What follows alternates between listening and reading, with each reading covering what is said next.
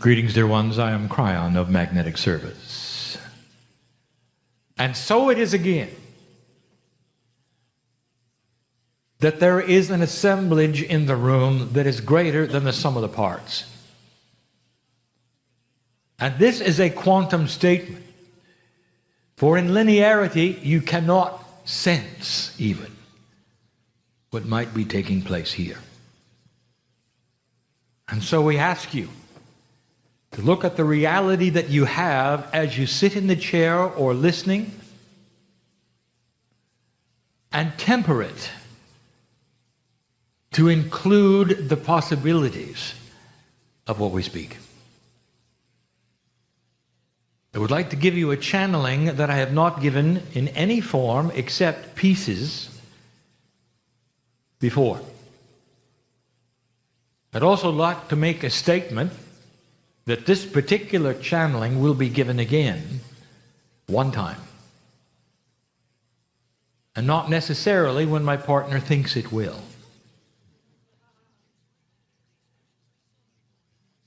And it may be that I would like my partner to put both of them for listening or one, and I will tell him when it's time.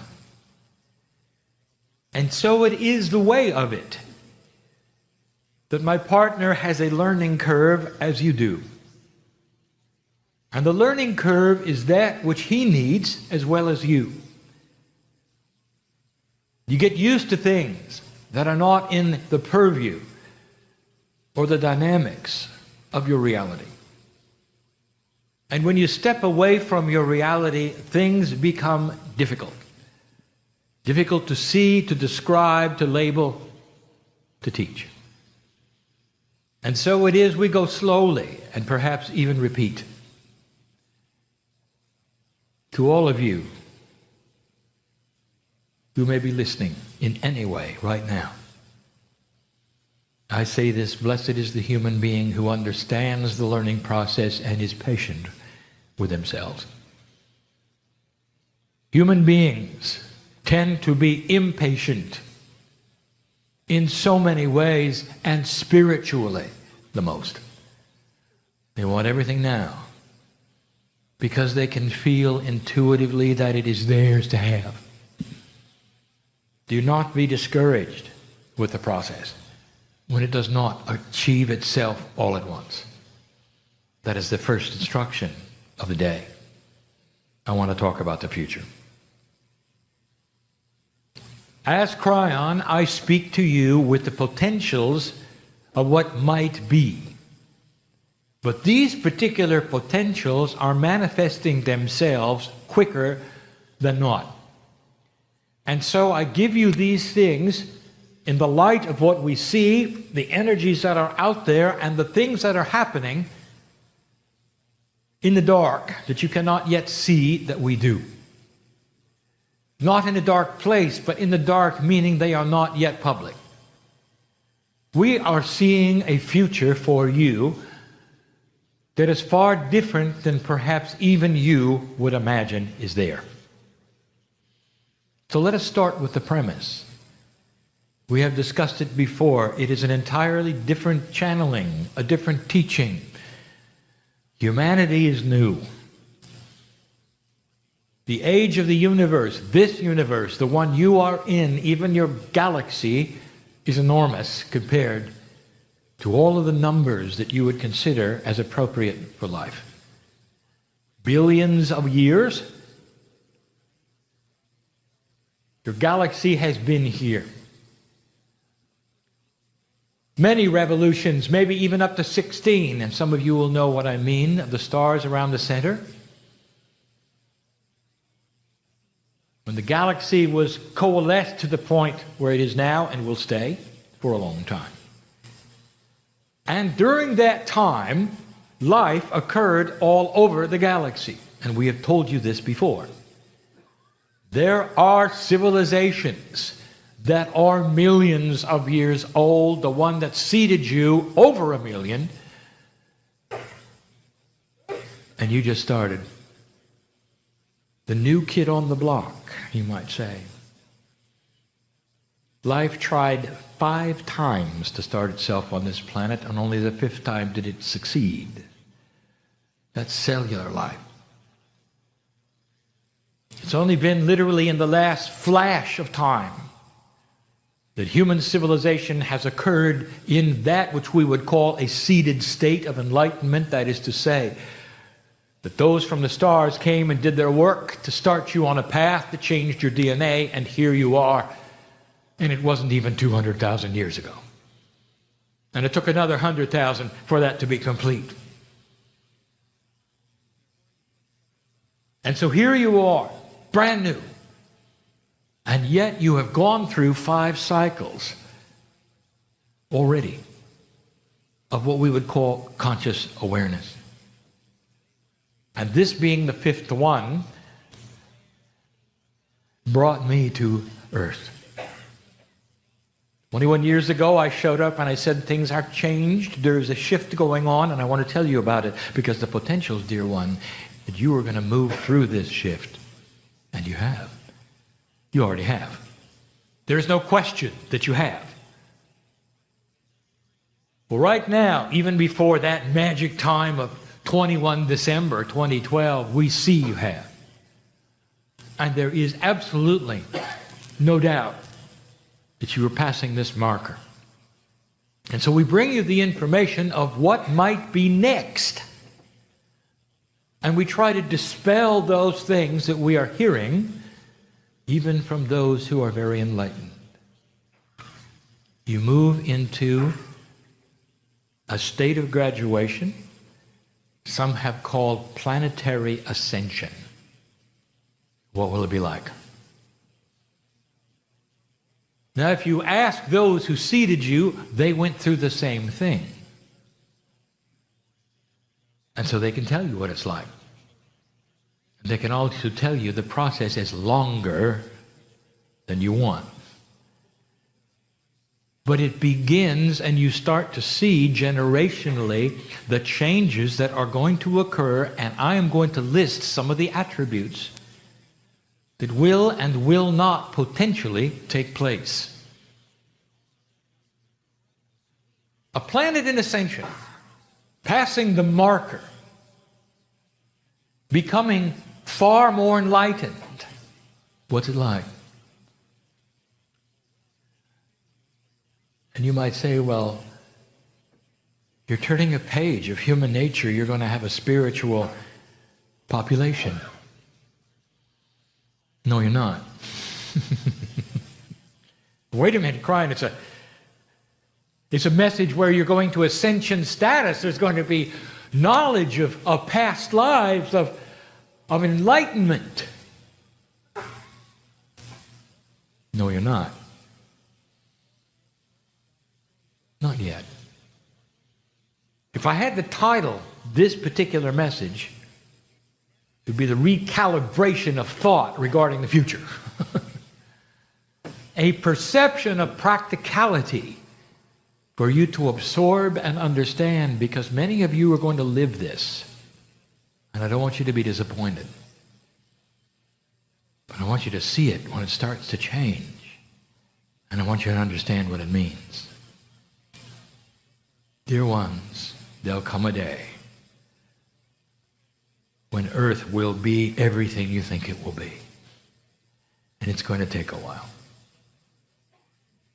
And it should. For generations will pick up those things that the other generations will leave. And slowly the children of the children of the children will see clearer than you. And the irony of all of this is you are the children of the children of the children. Because you're coming back. You wouldn't miss this. Old soul, listen. You've plodded through the old energy. And this is the marker that you always knew was the potential. And from here on out, it gets better. It gets better. And for those of you who say, I'm not coming back, I will tell you, when you get to the other side, you will change your mind. For it's not the same. And I'm going to expand on that. The first thing I want to give you is information about Akashic inheritance. There is an old energy system that DNA, even though your Akashic record is in it, does not come forward to give it to you, does it? You've got to have a reader tell you who you are, who you used to be. It hides. You may have shadows of it in dreams and visions, but you really don't know. What if that would change? The human being, I mentioned 2 times before, comes into the planet ignorant. Little tiny baby has to be taught everything from scratch. How many times have you learned to read? What's wrong with this picture? The animal on the plane, and I'll say it again, that plane which is what you would call, careful my partner, I want you to describe this correctly. Where nature does its work apart from men, you will watch the animals in their glory, instinctively giving birth to calves. When they hit the ground, they know who their enemies are, and they know what plants not to eat. They know what poisoned water smells like, and they even know how to walk, and they'll do it within hours. Do you ever think about that? And where was that taught to them, dear ones? Think of this. Whether it's the buffalo or the horse or the giraffe, they come out knowing. And within hours, they're running with the herd. And yes, there are things that they will learn, but most of the survival instincts are known. Human baby comes out, nothing. Nothing. Has to learn everything every single time. Now that's the first premise we would like to tell you about, and it is already begun. Ask the children how they like school. And most of them will say it's broken. They'll be right. Because they know things. Already, gradually, instinctively, the human being is coming into the planet knowing things that they didn't know in previous generations. The system itself is changing. And that is the secret to everything I'm going to tell you. This hour together. For knowing that premise will help you to understand now what's going to follow. There'll be New Agers that will teach you that an ascended planet is going to have humans who can do out-of-body experience. They can all see colors, and they'll be psychic. And that is not going to happen. Oh, there will be numbers of them, because there always are in that curve of old souls. Ones who will come in as teachers, who will see the colors, as those who will have the out-of-body experiences to bring back the information. It is appropriate, it is real, but that is not the foretelling of what humanity is going to be. So if that's not what humanity is going to be, what is it going to be? I don't want the New Agers to be disappointed when I talk about it. For it's a little too practical. But in the practicality, there is such a beauty. So let us discuss it just a little bit. The future. I want to talk about something which we'll call variable survival instinct. And in order for me to discuss this accurately, I'm going to have to give you 3 pictures. Past, present, and future. To show you the difference between humanity then, now, and potential. Go back with me as little as 1,000 years. And look at humanity in general. It comes in survival mode, as you still do, as the animals of the plain do. And in that survival mode, what you did 1,000 years ago is vastly different than what you do now. For survival meant whatever you have to do to survive is appropriate and correct. If you clump together as a race or a civilization or even a city or even a country, there was the thought that it is appropriate for you to become as strong as you can and take from those who are weaker. Not only appropriate, but you don't give it a thought. Armies, conquerors, they do it all the time. If you can expand your area, it is appropriate.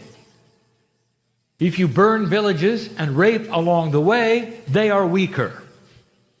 It is appropriate.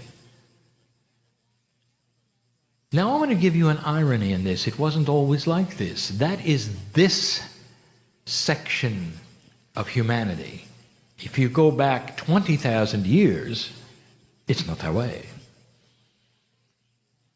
You want to linearize humanity and think that human nature was always this way. It was not. I'm only going to give you the attributes of the last 10,000 years. For that is what I would call this segment of learning. From a decision point you had before, which literally almost wiped you out.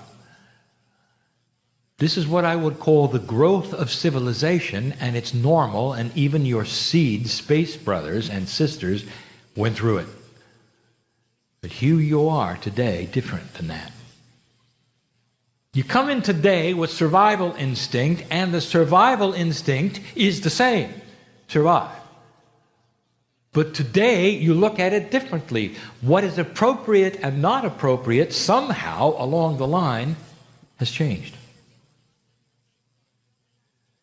And so today, you are not apt to war as easily. In fact, there are those who would say it is never appropriate. There is controversy. There is old energy mixed with new. And you know it. As you look back 1,000 years, you would say that is barbaric. Now I ask you, is it the same humanity? It is. And as my partner has put on the screen, and he asks you, do you think human nature changed? It has. What is responsible, therefore, from that that was to that that is? And what is it that changed? There are those who would say, as humanity gets more crowded on the globe, they will be more in survival. You're going to have worse situations. One will take from the other just to survive. There's too many humans. And the opposite has occurred. Did you notice? That is counterintuitive, even to the sociologists. Something occurred. You reach a decision point, dear ones, right now on the planet. In this shift that you're going through, you're about ready to see permission to change yet again that which is your DNA. And here is then what the future will foretell. Within 2 generations, perhaps even 3, which is simply a very small amount of time for humanity. You're going to see human beings who come into the planet, a planet that, by the way, is not overcrowded, where war is never an option because here is their survival. They'll come in with this knowledge, total, an instinct that says, when we put things together and cooperate, we will survive. And so all, including the children, including the adults, will have lived long enough to know, out of the womb, that you solve the puzzles in a different way. And the concept is this, that if your neighbor does not have what you have, you will find a way to help your neighbor have it. Because that creates a confluence of energy and compassion that cannot be denied as an instinct that is survival of the human race. And you will look back on today and say, it was barbaric. Come a day, dear ones, where torture is not on the planet, where human rights is seen as that which is so common just as you eat every day, expected, not demanded, not a political agenda, but instinct. What is it that then changes? This is a planet that then starts to morph itself into what we would then call an ascended status. What is ascending is consciousness. You're not going to turn into light. That might be later. But not for a long time. Invention will be accelerated so that you will understand quantum energy, be able to measure it, see it in the human being. The revelations to come are enormous. More invention than you've ever had in all human history is going to happen in the next 100 years. When you discover the attributes of multidimensional measurements, inventions, you'll be able to change mass, design massless objects, travel, communication, all of the things that put humanity together, and finally, even let you talk to those beyond. And all those stories and movies of the monsters that occur in ships will be gone. And you'll realize there aren't any. That they look like you. That so many are benevolent. And you see the compassion of God instead of the destruction and the horror that you've been told is out there or might be out there. Get ready for this, dear ones. This is the evolved human being. You will solve the problems that today you look at as unsolvable, and we mention it, and this is the third time I will tell you, you will not have global crowding. And the reason is because you will have zero population growth. I want you to take a look right now, for it's already started.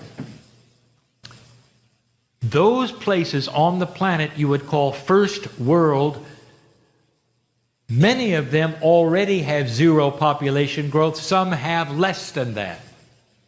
And this is going to be combined with what I'm going to tell you next, where you live longer. And you'll say that's impossible. For geometrically, one begats another, and there'll be too many people. And I'll say this again and again and again. Humans are smart. They know what's causing it. You have a choice, don't you? And instinctively, you'll choose to have children or not, or to have 2 instead of 13.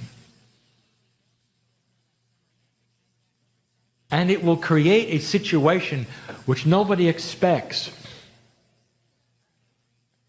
Humans who actually will do this instinctively without rules, without mandates, without a government stepping in telling you what you can do and what you can't. We've given you information about how cities might change. Cities are created because you need to work in them. Because the utilities have to be clumped together with factories, and that's how you get your electricity and your water. What if all 3 of those weren't needed? What if there are ways of working from home from now on? What if electricity could be generated safely and easily and cleanly for 10 houses at a time? The same with water. What if utilities were a thing of the past and you didn't need them? Welcome to a new earth. And cities become less like cities. They'll be where the factories are that make things, and a few will work there. But in general, you won't have millions in one place. It won't be needed. You'll start to spread out. I'm giving you the new sociology. I'm talking about what will indeed happen and the potentials because of where you're going and what you're doing. And this is just a few. These are the potentials we see, not in your generation, perhaps not in your children's or their children's, but beyond. But you will see the beginnings of it, and it'll start with invention, and when you see it, you'll know I'm right. Why would you come to a city and fight the traffic when you don't need to? When you could live and work and be all of those things and have space around you. Sounds too good to be true. Dear human being, you get smarter when the DNA starts to develop. Instinctually and conceptually, you come into the planet knowing what works, and you don't have to be taught from scratch. And that is evolvement. Two more things. Let me tell you about the biology. What's going to happen biologically? Well, they'll say, well, you're going to have brand new DNA and there'll be chemistry that's going to change. You're going to see it. No. No, you're not. Because the part that is going to change is going to be that part which is quantum.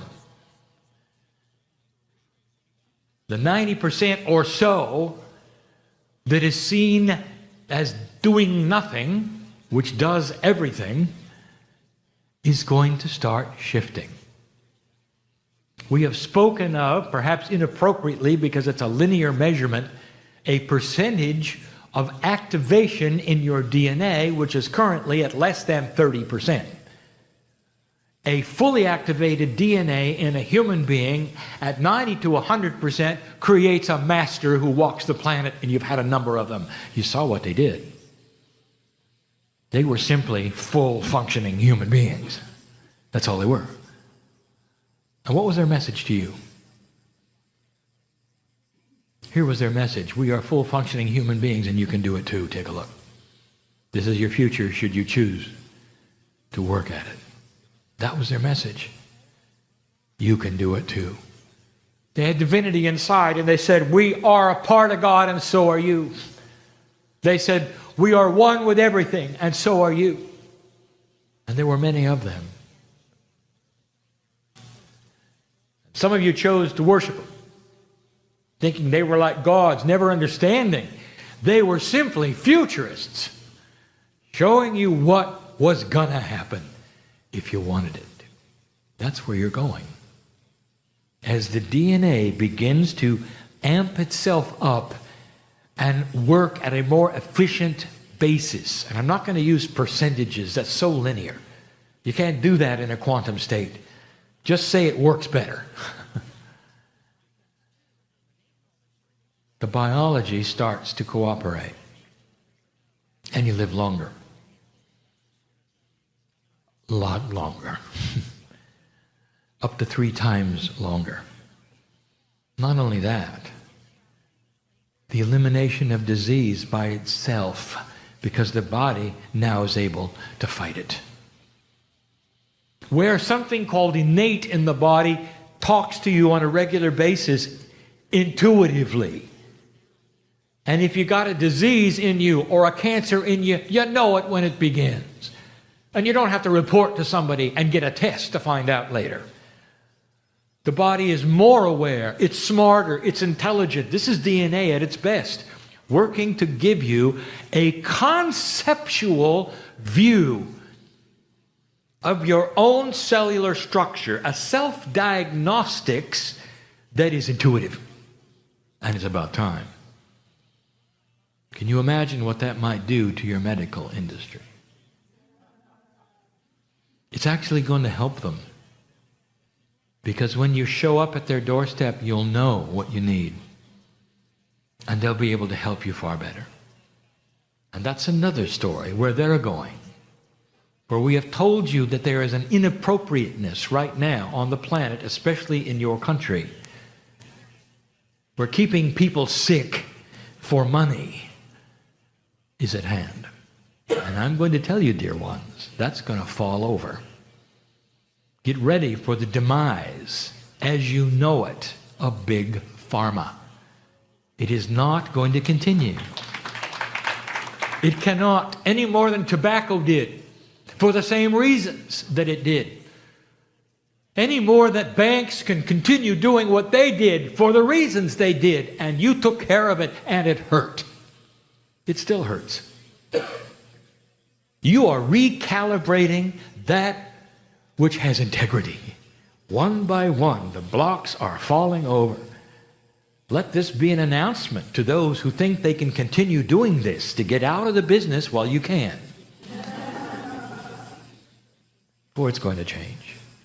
It has to. And there are those who say, Kryon, when is it going to change? And I will tell you again that Spirit has no clock. These are potentials. They will when they do. When they can no longer sustain an inappropriate energy, when there's light around them, they will fall quickly. And you've seen this in governments. You've seen this in industry. You've seen it in banking. It's going to happen. And so these things will develop and have integrity eventually in a way that helps humanity. And we say, blessed is the human being who goes into a medical situation and learns about the human body so they can help others. They will always be needed. It's always going to be a combination of what you do with yourself and what they do to help with the inventions that are here. This is why they're given. Don't put them in a box and say, I have one or the other. Or call it spiritual. Or say it's inappropriate to use those things which Spirit gave as inventions to humanity simply because you're in a box. Doesn't work that way. Use everything that is here to keep you alive, dear one, because the planet needs your light. Could it be any clearer? All of the things given to you can be used appropriately in combination. Biology is going to change. Life expectancy will become longer. And then there's a human being who says, I don't think I want to live that long. My goodness, I know what it feels like. At 70, why would anyone live to 300? And we will say to you, how 3D of you. How would you like to feel like 35 until you're 298? And that is what is at hand, dear ones, that the body then rejuvenates itself much better than it does now. Can you conceive of this? Where the stem cell blueprints are picked up over and over, and you don't make a copy of a copy of a copy, you make the original over and over, and you last a long time. And you last fresh, young. This is what is possible. This is where it is eventually going. And there's potentials. Kryon, you mean that's an absolute? No. Humanity is free choice. You can turn this around if you want to, but the steamroller is fired up and moving. It's hard to stop it. The ball of snow is rolling down the hill. It's hard to make it then smaller, if you get what I'm talking about. Finally, there's so much to talk about. There are those who are going to say, all right, how about the big one? What are we going to do about religion? There are those who would sit with a mindset of what you would call metaphysicians or New Agers who would say, well, it's all going to have to go away because they'll realize the truth. No, it won't. Why should something go away that has the seeds of a love of God? Why should it go away? For those who saw the Master in all his glory and wrote about him, are you going to throw that away? One of the only human beings on the planet known to have met with an angel face to face in a cave and had dialogue and instructions and became a prophet. You going to throw that away? No, let me tell you what's going to happen. With that which is being developed in your DNA, which is the same thing that's going to keep humans from warring, is also going to give them a different opinion of how they should look at various belief systems on the planet. And they will continue to have those organizations under certain names that you even know now, but there will be big differences. And the difference is what I will call an allowance of compassion. One will look at the other and see it as a branch on the same tree coming from the same source, and they will respect one another. Just like you eat different foods for you, different ways of worship, respect for the other, not anger, not war. And that is what some of you won't expect either. And you're going to see the seeds of it. Sometime in your generation, you may even see the seeds of it. It starts to appear. A gentleness between belief systems. Do you really think you're going to have a planet where all of those thousands of years of teaching will simply vanish? It's not practical, is it?